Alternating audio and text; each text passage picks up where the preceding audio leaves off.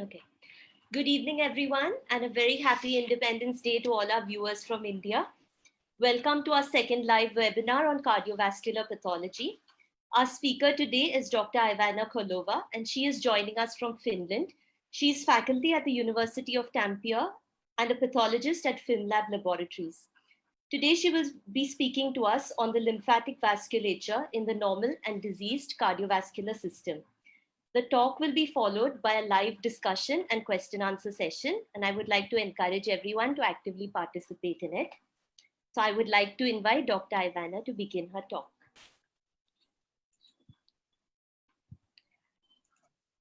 You can share your screen now, Dr.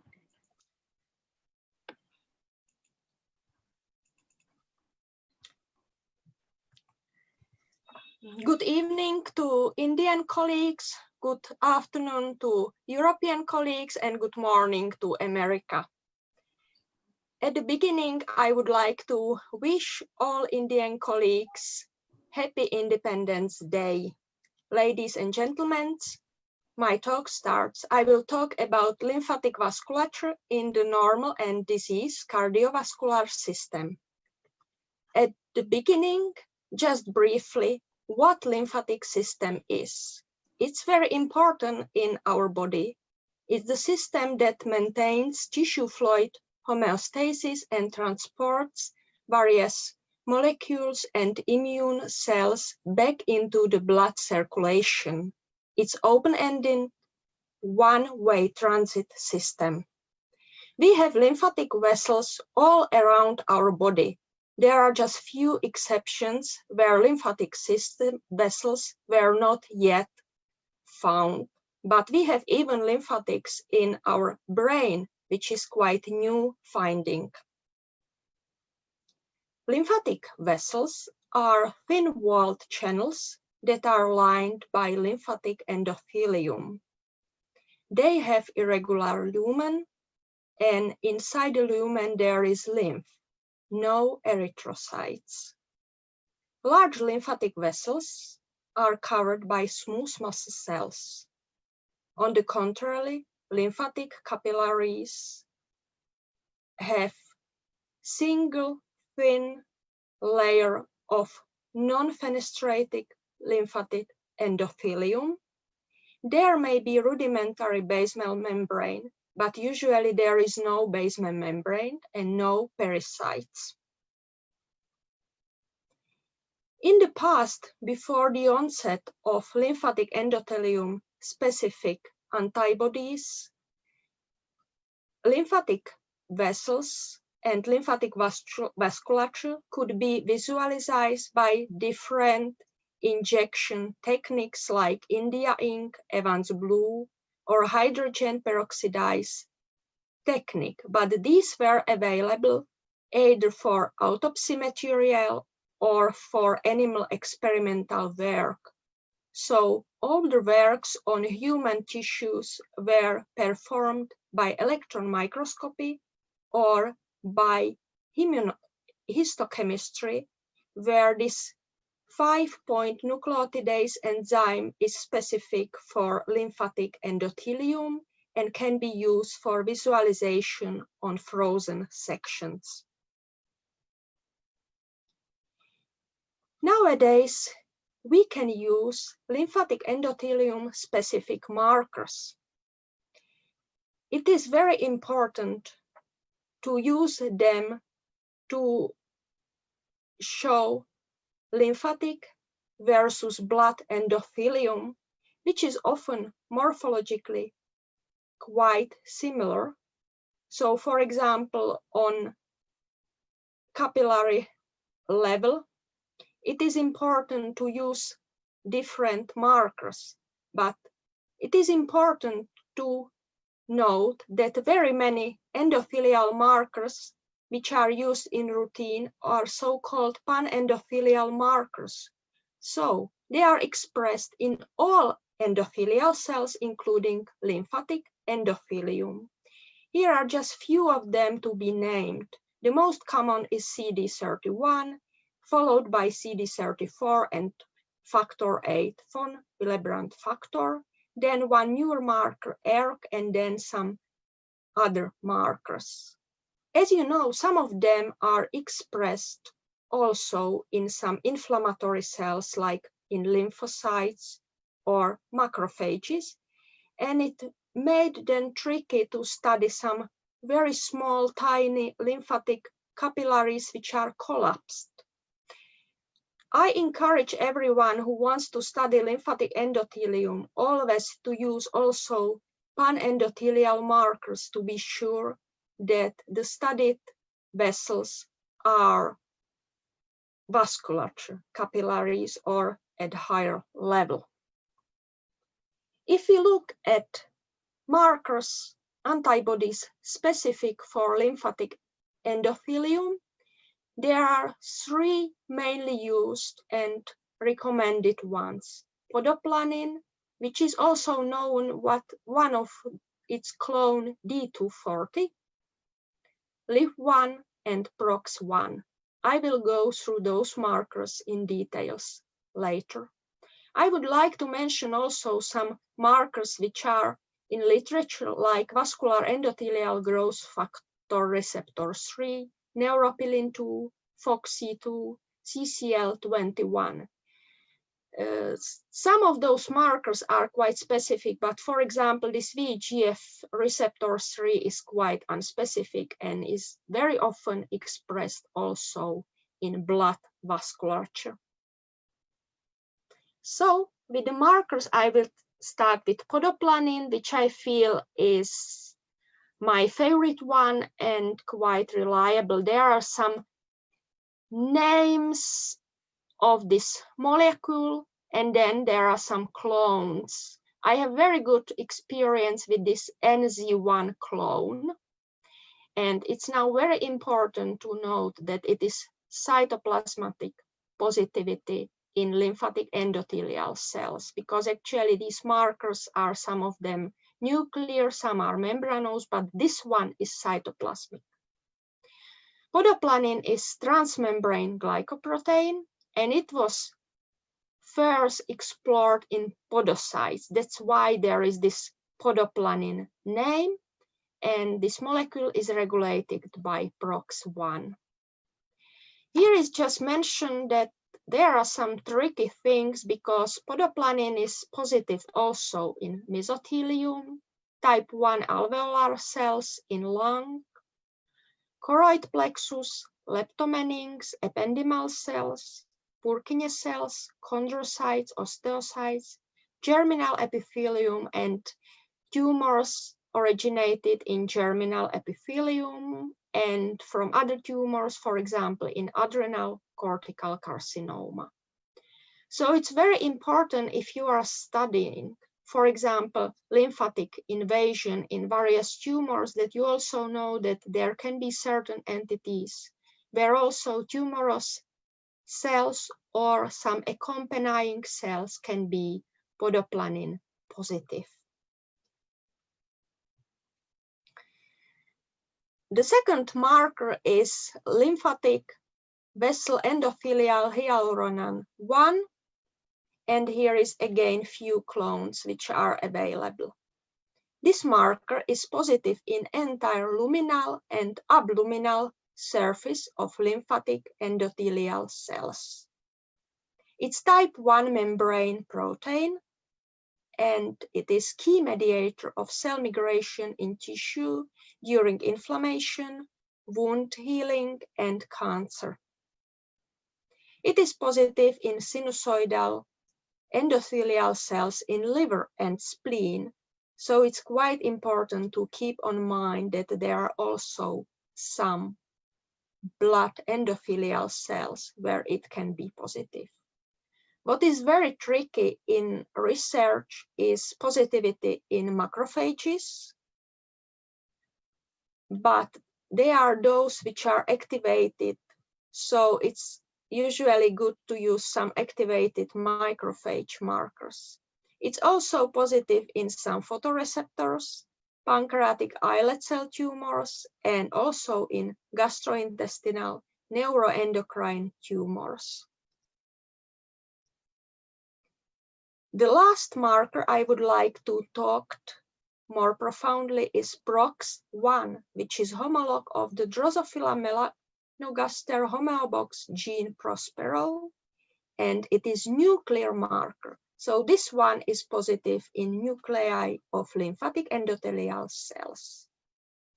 It's master control gene, which is introducing the expression of other lymphatic markers and have crucial role in lymphangiogenesis and neural system development. It has also quite important role in the development of colonic carcinoma and cholangiocarcinoma. In embryos, it's positive also in cardiomyocytes, tubuli of kidney, adrenal gland, hepatocytes, pancreatic and bile duct epithelium, retina, and neural tube. Here is just a table where expression of those three markers, but also vascular endothelial growth factor 3, is shown in various levels of lymphatic vessels. So here is capillary level. So you can see that there are all 4 positive. In collecting vessels, PROX1 and VEGF receptor 3 can be positive less. If we go to the side of blood vessels, any of those markers is positive in arteries, but you can see that in capillaries, VEGF receptor 3 is positive, and on the other hand, podoplanin can be positive in veins. Then here is trick of hepatic sinuses, and then there is also note on embryonic development and postnatal development, where there is some variation between the markers. I would like to mention these pericytes because in some research they are very useful to distinguish lymphatic and blood capillaries, because on the wall of lymphatic capillaries there are no pericytes. So if you are unable in some double staining when you are using panendothelial markers and pericyte markers, which are listed here, you can also see lymphatic capillaries as vessels which are covered only by panendothelial marker and no pericytes. But it's of course preferable to use lymphatic endothelium specific markers. So after the introduction on the markers and the possibilities to make lymphatic vasculature visible, I would like to switch to the second part of the talk, and I will scope on the positivity and the presence of lymphatics in cardiovascular system, namely in normal heart, then diseased heart as ischemic heart, coronary arteries, inflammation-related lymphangiogenesis. I will scope also on heart valves, and at the end I will show some data with aortic tissue. What is the role of lymphatic vasculature in heart? It is present in many physiological as well as pathological processes, so it keeps and regulates fluid balance in the heart. It has a role in transport of extravasated proteins and in trafficking of immune cells. So the role in heart is the same as in other tissues. And now I would like to show some quite old data where we were studying some autoptic children and adult hearts. There were available 32 samples from children hearts aged 1 month to 18 years. and it was common for all of them that there was pulmonary embolism in these autopsied children, and then there were 20 adult hearts from autopsies with mean age 62 years. In children's hearts, there was only some dispersed fibrosis. From adult hearts, there were 6 normal, and in the rest, there were some cases with dispersed fibrosis, hypertrophy, acute myocardial infarction, or scar after myocardial infarction. Those children's hearts were sampled only from ventricles and rarely from atria, but in adult human hearts which were collected prospectively, both ventricles, both atria, and also aortic, mitral valve, auricles, and coronary arteries were sampled, so that there were 3 samples from each ventricle and each atrium, and at least 3 samples from each coronary. All those sections were stained with hematoxylin, eosin, and Masson trichrome to be able to assess the basic morphology, and then all the samples were triplet stained with panendothelial marker CD31 to be able to distinguish all vasculature structures from possibly positive inflammatory cells. And then podoplanin and LIF1 were used, and in selected cases also PROX1.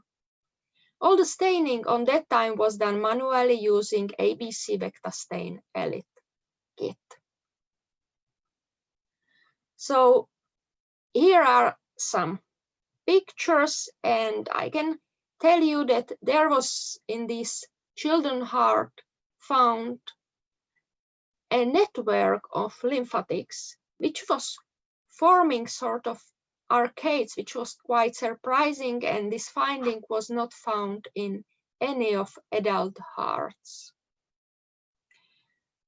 So lymphatics were found in all 3 layers in epicardium, myocardium, and endocardium, and actually the amount of lymphatics per square millimeter were not so variable. In case that there was microscopic fibrosis or myocytolysis, all those areas were accompanied by local increase in the number of lymphatics.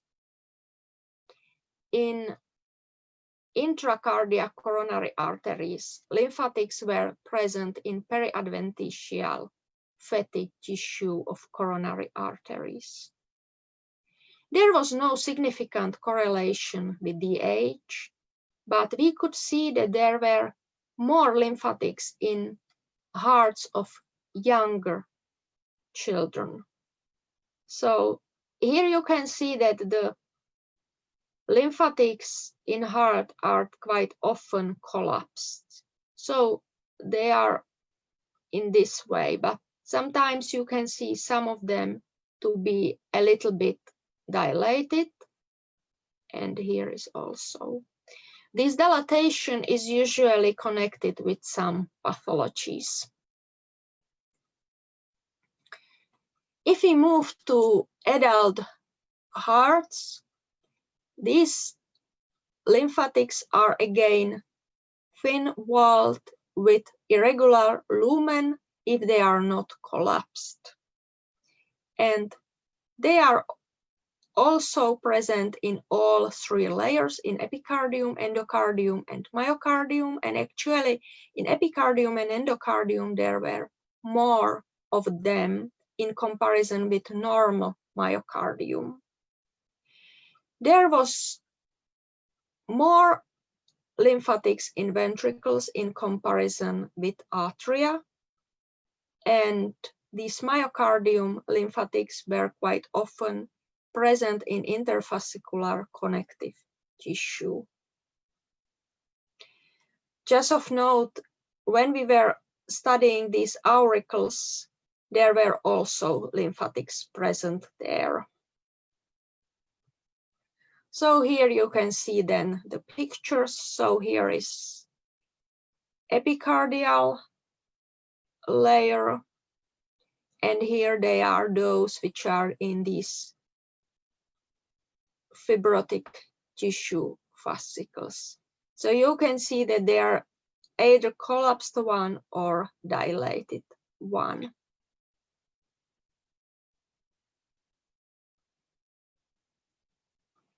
And then I would like to move to the part of pathological changes. On that time, of course, it was quite limited amount of hearts with acute or chronic ischemia. And those numbers are actually from total heart. So it was visible that in those areas of ischemia, there was local increase of lymphatics. But if we look at all samples for particular heart, the increase was not so profound. Those lymphatics in acute myocardial infarction, which were at the edge of necrotic areas, were extremely irregular in shape, but surprisingly, there was not so profound dilatation. We could see lymphangiogenesis markers as branching and sprouting. Lymphatic vasculature was also found in fibrotic areas of scars. And here I would like to show you some experimental works by some authors. They are quite recent works which were done in one French laboratory. It is very important to do experimental work with animals. In the majority of these lymphatic studies, however, mice myocardial infarction model is used, and it's actually important to tell that it's not same myocardial infarction as we are used to see in patients, as it is usually transmural and the whole ventricle is diseased. So for experiments, it's quite wise to use pig and other large animals. But if we look at the lymphatic vasculature, in mice, as it is quite genetically same as human, the vasculature is in same area, so it's in all three parts, in epicardium, myocardium, and endocardium, as well as in valves. In those experimental studies, it was shown that lymphatics play important role in the crosstalk of immune cells and remodeling of the tissue. Now I will switch to coronary arteries, which are quite connected to myocardial infarction and ischemia. In those human coronary arteries, there were quite many samples with advanced atherosclerotic plaques, which were complicated with calcification and fibrous plaques. They were like 1/3 of the studied lesion. And in areas of atherosclerotic plaques which were rich in calcium deposit, cholesterol crystals, they were really rich in lymphatic vessels. We could find lymphatics in medial layer and adventitia, but they were only in intima media junction, not in intimal layer. Some lymphatics were also seen in the area of thrombus recanalization, and in adventitia they accompanied bloody vasa vasorum, both in non-atherosclerotic and atherosclerotic arteries. So in normal coronary arteries, lymphatics are only in adventitial layer and in periadventitia.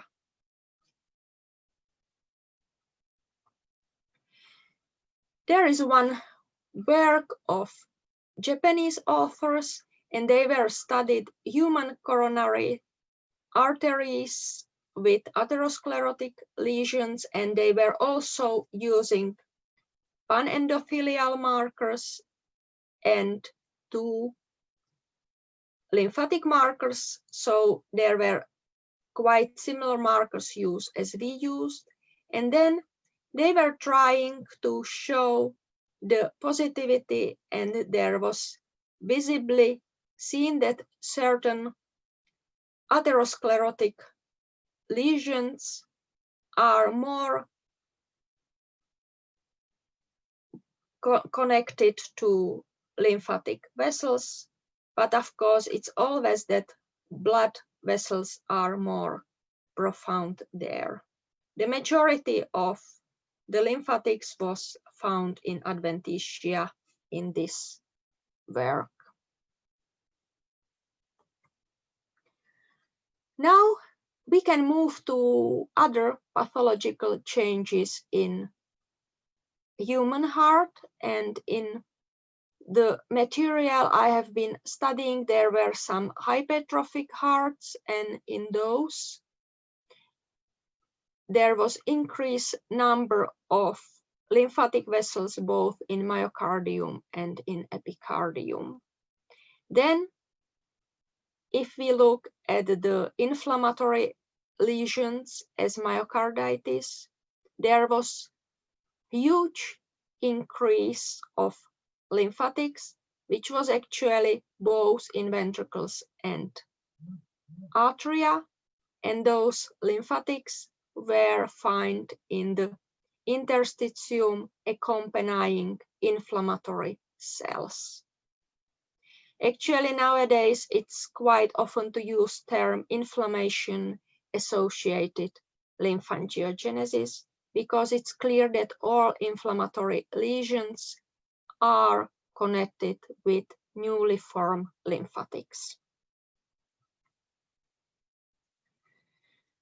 There is recent work from this year where there were studied samples from ventricular septum of patients with hypertrophic cardiomyopathy, and in those works where control material were some forensic hearts, they clearly show the increase of lymphatics in these hypertrophic cardiomyopathies. I do not have personal experience with this entity.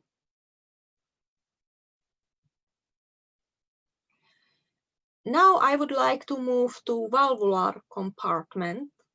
And it was quite surprising, because when we were studying those autoptic valves, they actually formed more than 1/3 of all vasculature in the valves. And they were found even in normal valves. It was usually on this basal part which was attached to the endocardium. So in these areas we could find some lymphatic vessels, but there was huge increase in valves with inflammatory changes as infective endocarditis, but also in aortic stenosis, and to less extent in myxoid degeneration and rheumatic fibrohyalinosis. Lymphatics in degenerative valves were in areas rich in extracellular matrix. Inflammatory cell-rich areas were, on the other hand, prone to angiogenesis, so there were mainly blood vessels.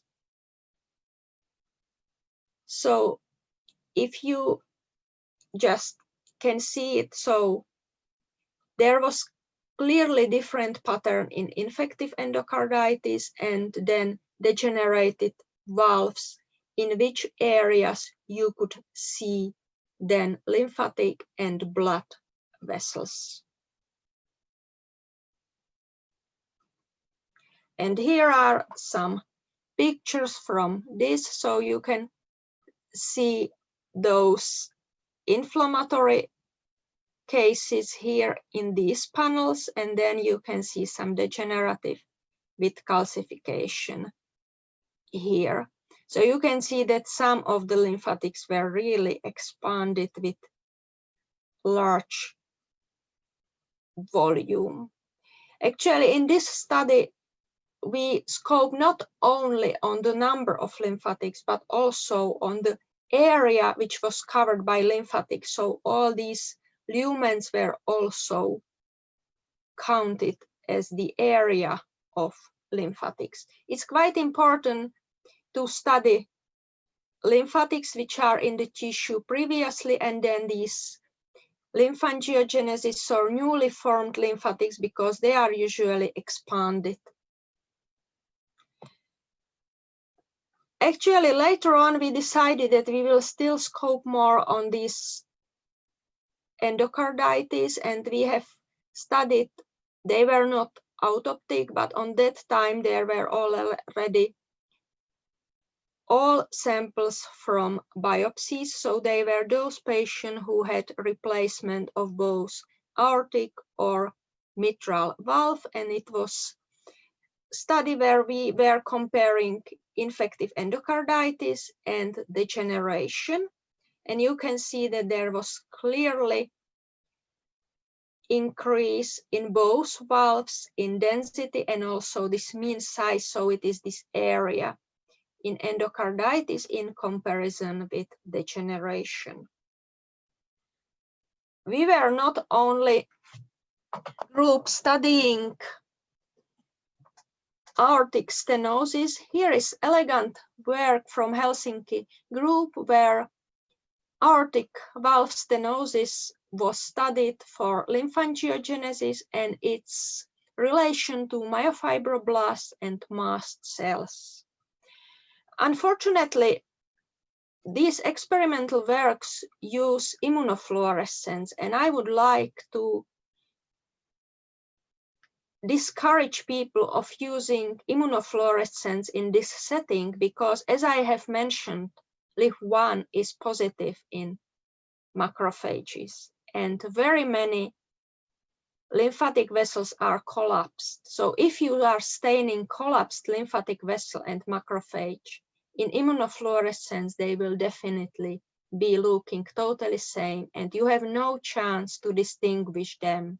But if you use visualization with DAB or whatever, and you have still hematoxylin on background and you use some other markers, so CD31 for vasculature and then at least CD68 for macrophages, you are able to distinguish them. Of course, you could do it also with immunofluorescence, but then it's more laborious to use different signals.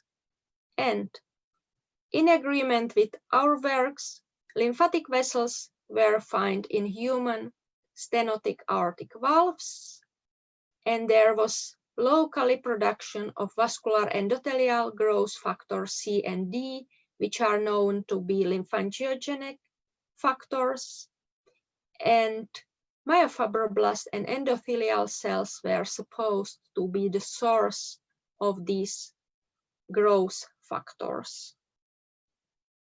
There was also clearly seen the role of mast cells. And in this work, imbalance between lymphatic and blood vessels was noticed. There is another recent work also on aortic valve stenosis, and it's very nicely done because podoplanin marker was used as lymphatic marker, and those authors noticed that in calcified stenotic valves, the podoplanin is expressed also in some other cellular components as chondrocytes, osteoblasts, osteocytes, and macrophages. So it is sort of important to know that in these valves, you will need at least 2 markers to be able to assess lymphangiogenesis. So you will use both lymphatic and panendothelial marker to be sure that some of those cells are not some other cells than vasculature. Okay, so here is just conclusion on the positivity in human diseased and normal hearts. So lymphatic vasculature should be studied with specific antibodies, and always so that you are using at least 1 lymphatic, but even better always 2 lymphatic markers and 1 panendothelial. And whenever you are unsure about the structure, you should use also some inflammatory cell markers like lymphocyte, macrophage markers.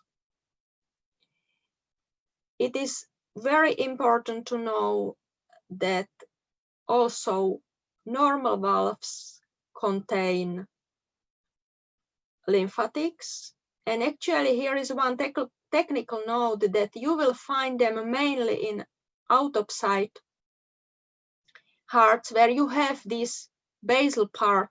But if you would use bioptic valves, it's hard to find them because it's the part which is not received at the pathology ward.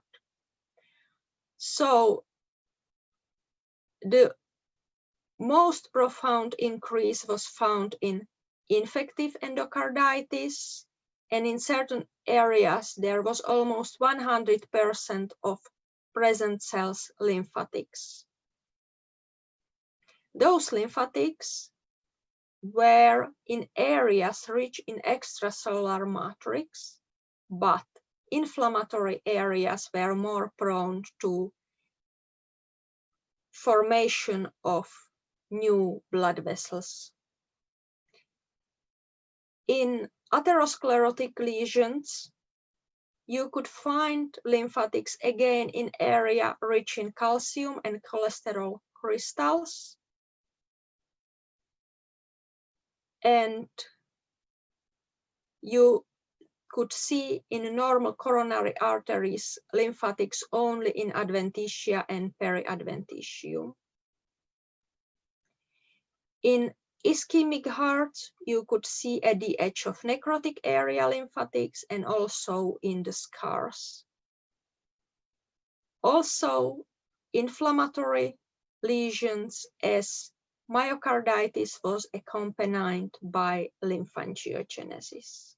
So there is quite many entities which could be used for possible treatment options to either increase or reduce lymphatic vasculature. Here is actually quite new review on lymphatics in human hearts, and you can see that there is quite hypothetically mentioned quite many entities. I haven't been talking about transplantation, neither about pulmonary arterial hypertension, and just briefly I mentioned cardiomyopathies, but it's clearly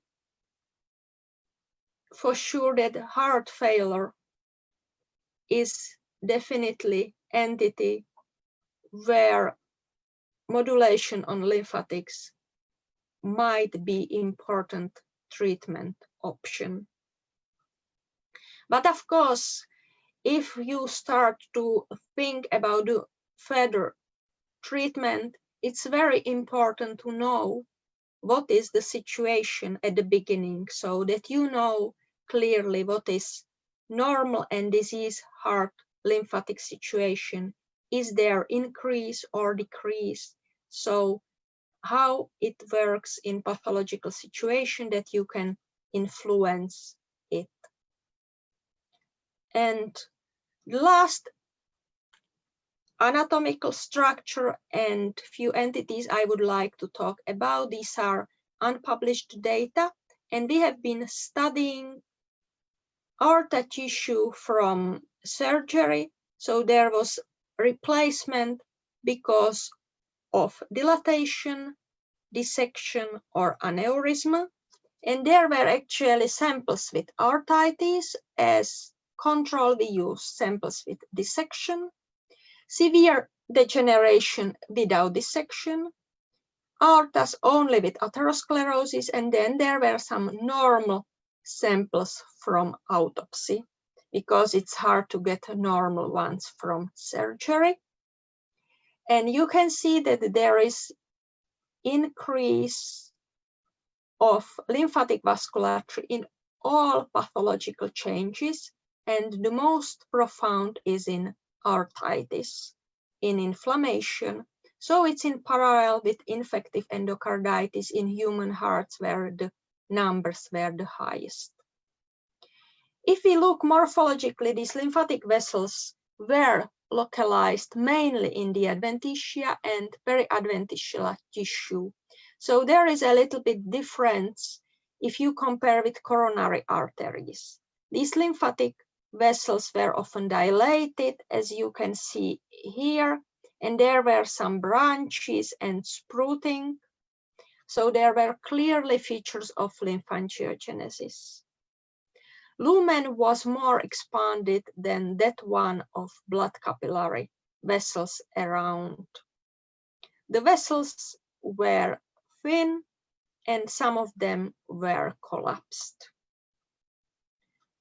So here you can clearly see this inflammation associated lymphangiogenesis in aortitis, but again also some degenerative changes are accompanied by lymphangiogenesis, as in comparison with normal autopsied aortas.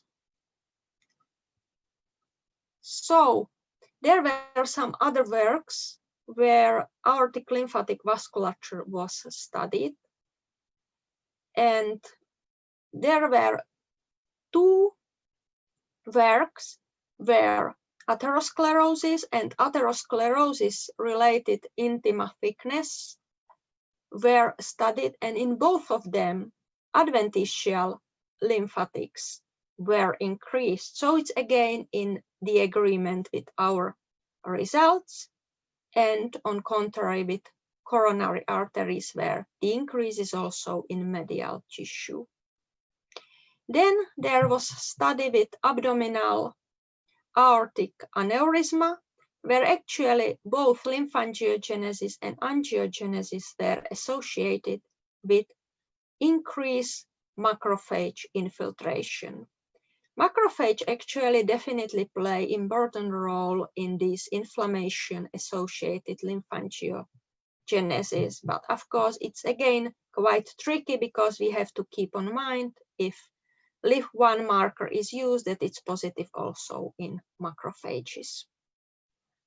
So nowadays we are participating in webinars, but hopefully next autumn we will be able to travel, and I would like to cordially invite you to United Kingdom, to Cambridge, where 9th biennial meeting of the Association of European Cardiovascular Pathology will take place. So you can see here the picture from Cambridge. to attract you to visit the meeting. And if you do not want to wait for 1 year, in 2 weeks, you can hear Professor Pradeep Vaideswar, and he will talk about cardiac anatomy and dissection and its external examination. Thank you for your attention, and if you have any question, please ask me.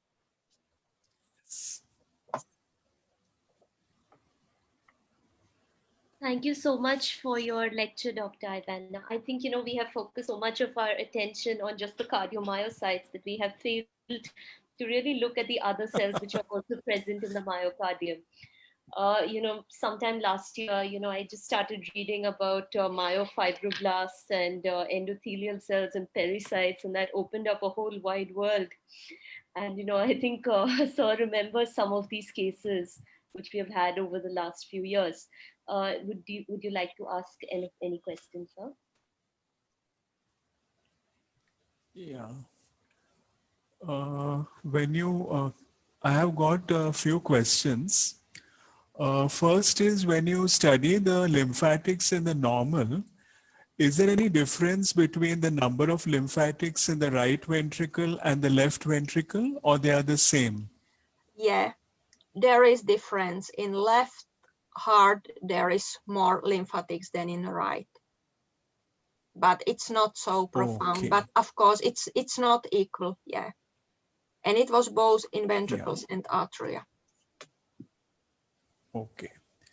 And in your study for myocarditis, was the density of the lymphatics more in the region of the inflammation, or was it also increased in the non-involved portions of the myocardium? Yeah, actually, it was mainly at the edge of all these pathological changes. So it was same in, I would say, in the majority of pathologies which are focally, it's at the edge of the change. It was like mainly like on this intersection between normal and diseased myocardium. So it was in myocarditis and also in infarction. So it was quite surprising that if you then took like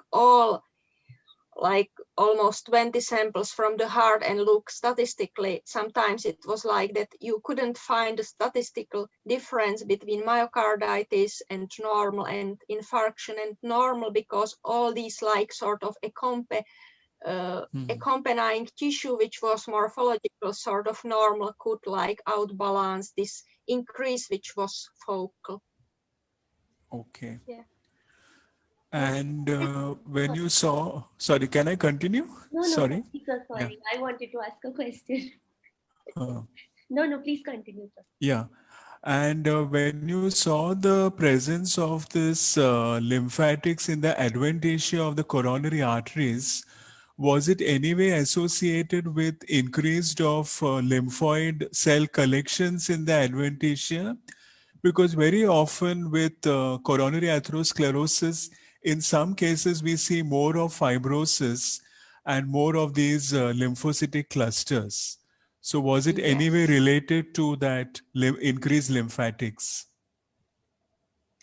Actually, to be honest, on that time, I haven't noticed that there would be, but I can tell for aortas that there is clearly connection of lymphatics and this lymphocytes tissue. So maybe I should look back at those old cases, yeah. And in your cases, for example, did you study the status of the lymphatics in, say, people who died of septicemia? Because very often no, okay. Because what we have noted I had no samples like that to be available, yeah.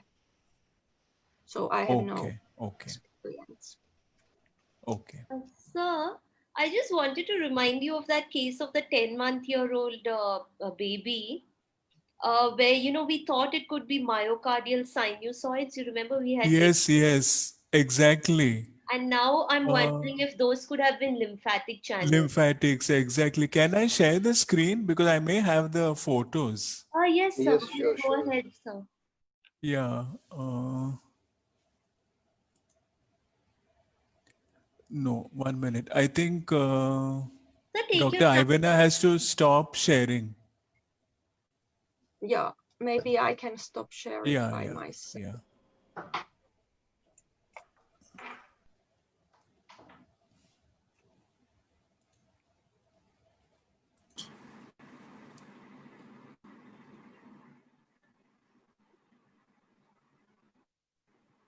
Go.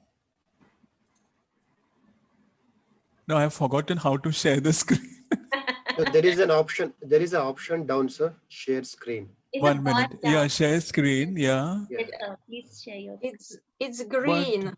Yes, sir. Yes, it's green. okay.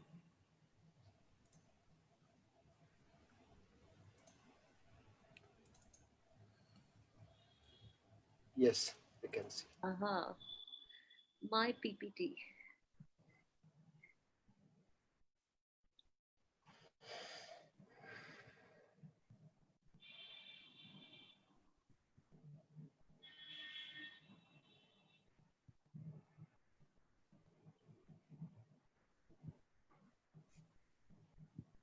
Mhm. Yeah, this one.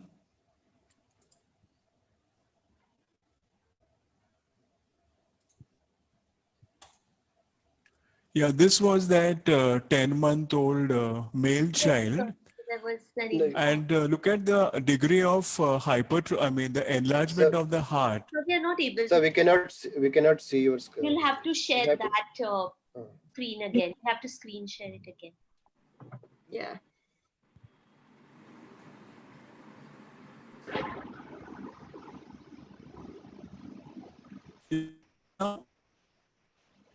Can you see? No, No, no. sir. We are still able to see that folder, Yes, correct? Now, yes. now we can. Yeah. So this was the cross section, which shows some So you can see the full biventricular screen sort of hypertrophy, and we had done the basic stain, and this was the amount on that CD34. Yeah. So is it possible that some of these can actually represent the lymphatics, and that has resulted in this extraordinary amount of hypertrophy? Mm. No, I'm just wondering. That time we never had this. This was, I think, somewhere in 2008 that we had the case, And so there Yeah. was and another case, that time, of remember? course, So sorry, 2015 we had another case, if you remember. That was again a that 10-month is old that what we called as sinusoids, sinusoids. Yes, like sir. this one. Yes, sir.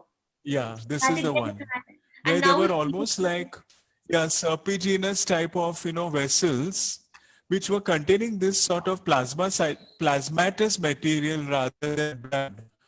I'm which, just wondering now whether even that could have been yes, sir. lymphatic. Did you Yeah, get it's quite D240 interesting. done? Did you get No, D240 no, we done? have not. Not at the No, we time, have not madam, done. because we didn't think about it, no? Acha. Yeah, Because because that time we were all lymphangiometrosis are into. Pradeep, I think that one, the larger one, showed RBCs also, along with the plasma-like fluid. I think it showed Yeah, but majority of them are nucleated of the rather than. there are what look like RBCs and a lot of I don't know whether there are lymphocytes. There are large number of lymphocytes Lymphocytes, yes, yes. and maybe some RBCs had mixed with them. Hmm. I mean, that's the impression I get. It's difficult to Right, make out right. this Yeah. examination, but And of course, that time we never thought of lymphatics we never think of in the heart. So Exactly. that time, Dr. Ray, we had not done any of those immunohistochemistry for the lymphatic endothelium. We were actually wondering if it's some variation of non-compaction and could it be localized non-compaction. So that was the direction that we were Yes. thinking in. Yeah.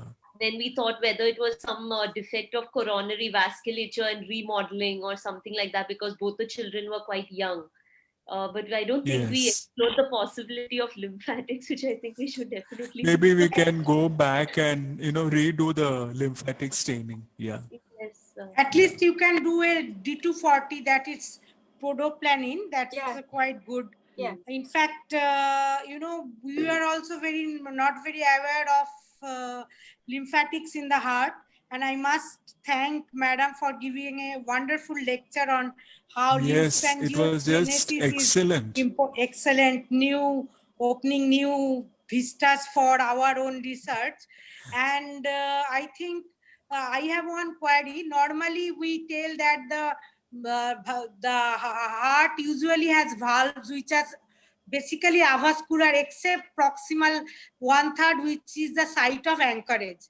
There are some vessels. What are the normal lymphatic endothelial cells, whether they are visible near the base or near the opposing edges also, ma'am? What is your impression? Because we never concentrate on lymphangiogenesis in neovascularization is considered as pathological in rheumatic heart disease, but we never considered lymphangiogenesis in RHD. So my question is whether lymphatics are just restricted to the proximal 1/3 or they go up to the tip of the valvular margin. So if you have normal valves, they are actually only focally in this basal part. And it is, when you have samples from autopsy, you can easily visualize them, but it's sometimes problem with the biopsy samples because you don't have this basal part always, because it's taken, it's kept there in the body. So you can see that the samples which you have at bioptic ward are different than those you can collect at autopsy. So it's also the problem that some people who were studying only biopsy samples, they couldn't see any lymphatics in normal valves or like these scoops which were normal. But whenever you have some pathology and it is either this whatever degeneration, is it like this calcified aortic stenosis, which is because of bicuspid, unicuspid valve, or because of this rheumatic fever or endocarditis, then you can see this sort of, I would say that they are pathological lymphatics, but then they are like in the whole area. But of course, it depends that they are usually attached to some calcification and these degenerated areas, or they are like connected to the inflammation, but they are never like very close to inflammation in valves. Yeah, sir, can I ask a question, ma'am? Yes. Yeah. Last week, when I was reviewing one of my thesis students' valve specimens, actually I observed these dilated lymphatics and rheumatic heart valves. Not in all patients, and I think out of 50, I could have seen the morphologically dilated abnormal lymphatics full of mature lymphocytes, hardly in 4 to 5. So I was just thought, what are these lymphatics are doing here? And I would like to thank you for enlightening us regarding these lymphatics. I'll go back and I'll try to do something on all those valves. Rumara ma'am, I'll show you those pictures. I actually got surprised. Then thank you very much for this thing. Ma'am, I have one doubt, one more important doubt is, whenever there is an inflammation, what we usually say to the undergraduates, there is a neovascularization. Inflammation is associated with the proliferation of capillaries. So along with the capillaries, lymphatics will also have inflammation. Is there any disproportionate increase in capillaries when compared to the neovascularized capillaries and lymphatic channels? Or there is, have you observed this disproportionate or proportionate increase? And what exactly it causes? It helps in the treatment aspect in future. Yeah. There is definitely like disproportion because usually you can see both angiogenesis and lymphangiogenesis. But as I particularly noticed in these diseased valves and in coronaries, there was like different areas which were like morphologically different, where we can see some of them were like mainly angiogenic. So we can see newly formed blood capillaries, and some of them were mainly lymphatic vessels. So, and actually I noticed that in some degenerative valves we can see even like venule structure. So they have like sort of, their wall is more like thickened. So I think that, and they are again like different areas. So this vasculature is sort of like dependent on, and it's probably like the sort of some this local environment is like different. So it's probably the area where we need sort of like more blood, that there is sort of nutrition, but the areas where we need sort of like cleaning, then there we have these lymphatics. I would see it like very simplistically like that.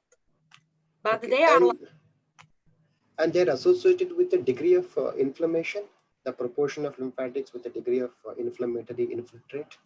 Yeah, I mean, I would say that there is definitely always lymphangiogenesis, which is like connected to inflammation, but it's for sure that sometimes these lymphatics are more further from inflammation, that it's not always like the same area. So sometimes you can see like more close these blood vessels, and a little bit further you can see these lymphatics.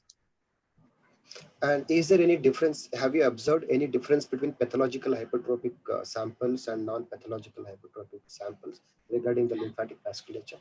Yeah, I mean, in hypertrophy, you could see slight increase, but it was not so profound as in some like ischemic and those inflammatory changes. But I would say that in these autopsy samples, that it was only hypertrophy which was related to hypertension. I haven't been studying any hypertrophic cardiomyopathy. So I showed this recent work where they use this hypertrophic cardiomyopathy. So I do not have personal experience with cardiomyopathy, because actually usually when we see cardiomyopathy, they are just bioptic samples which are very tiny. So it's a little bit tricky for the study like that, because I would prefer to have the whole heart to see different compartments. Do you have an experience of seeing any lymphatic malformation or lymphatic tumors of the heart? No, I haven't seen. Yeah, I've seen some, but it was like some seminar, not personally. Okay.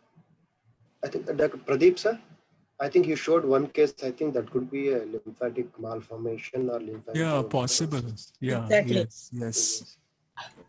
Possibly And, that can be lymphangiomatosis also. If you do D240, yes. actually earlier we didn't have specific lymphatic endothelial markers. We used to say that Ulex europaeus is more specific for lymphatic endothelium rather than other vasculature endothelium. Now lymphovenous complex has evolved in the recent years, and there are markers like PROX1, which Madam has told, then podoplanin, which is D240, and lymphatic vessel endothelial hyaluronide receptor 1, which is live 1. So all these can be used, and vascular growth enhancing factor VEGF3. I think number 3 is also important as lymphatic endothelial markers. But we don't have any. Earlier we were procuring D240. It used to stain some other cells like chondrocytes, but in we have seen in lymphatic tumors, D240 comes very nicely positive. Of course, in heart, it's a new avenue, but we have read that there are some itinerant lymphocytes in the heart, and when you are diagnosing myocarditis, there are objective criteria of counting cells, which should be employed to call it a specific myocarditis. So there must be some lymphatics in the milieu amidst the cardiac myocytes, which we have ignored, but Madam has nicely highlighted today. And thank you again for a very elegant lecture, very elegant, enlightening lecture. Yes, ma'am. Yes. Thank you. We can go ahead and work on this lymphatics. Yeah. And any experience in pregnancy? Any relation to the lymphatics in the heart in pregnancy? Unfortunately, I have no personal experience. No. Okay. They are Okay. actually, they are quite rare samples. We have very few biopsies from pregnancy-related cardiomyopathy patients. Okay. Okay. Right. Actually, lymphatics But are coming in a big way in, other conditions like obesity, because there are lacteals in the intestine from where there is fat absorption, and that is also secondarily related to hyper, cholesterolemia and causing increased absorption of, fatty stuff from the gut and expediting the process of atherosclerosis.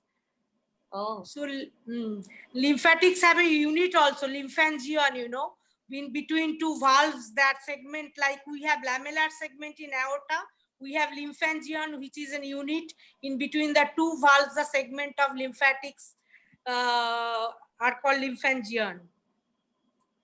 So it's a very active system. yes, yes.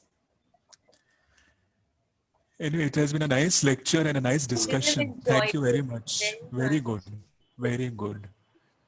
I mean, there are so many things which we just ignore, and really it has been presented very well. Yes, thank you for directing our attention to Yes, something that we excellent. were not looking at. Excellent, Yeah, excellent, excellent really. organization, excellent talk. I really enjoyed it. Thank you very much. And thank you for invitation, and happy Independence Day. It's such a pleasure to have you with Thank us. you. Thank you so much. Really a pleasure. Thank you. Thank you. So we meet again in 2 weeks on the 29th. Taranya, 1 minute. I just want to Yes. go back to the saying that what your mind doesn't know, your eyes don't see. Exactly. So it's like it's apt for this, Yes. like the Yes, lymphatic. yes, definitely. Thing. True. So True. now we do have the eyes to see since Yeah. our brain knows about it. Yes.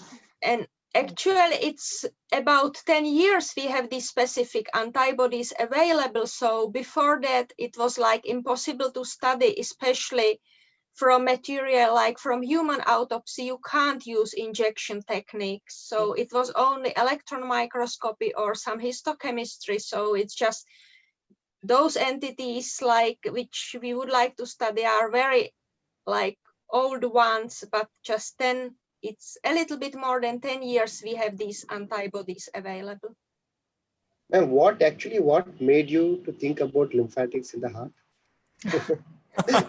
So I was wondering, shall I start?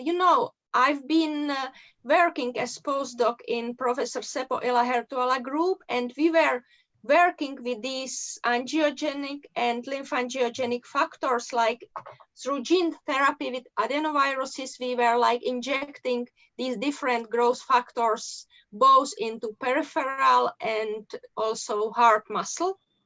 And at the beginning, like we were like sort of suppose that, okay, so can we see blood vessels and also lymphatics? So at the very beginning, we were just using this double staining with pericytes, and then we were lucky that at the beginning we got like some gifts of these lymphatic antibodies, and later on there were commercial ones. And on that time, it was actually idea that we would like to see how it is in a normal human heart, because the idea was that further after all these mouse and pig experiments, there would be like some treatment also. So it was just this connection to my postdoc period.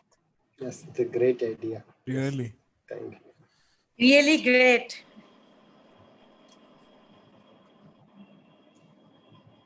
There are no more comments. Okay, so we meet again on the 29th for Sir's talk on the external morphology of the heart. All right? Thank you. Thank you. Okay, thank you very much once again. Very Thank nice. you very Have much. a lovely Yes. Very day. nice. Thank you. Thank you. Okay. Yeah. Bye. Bye. Bye.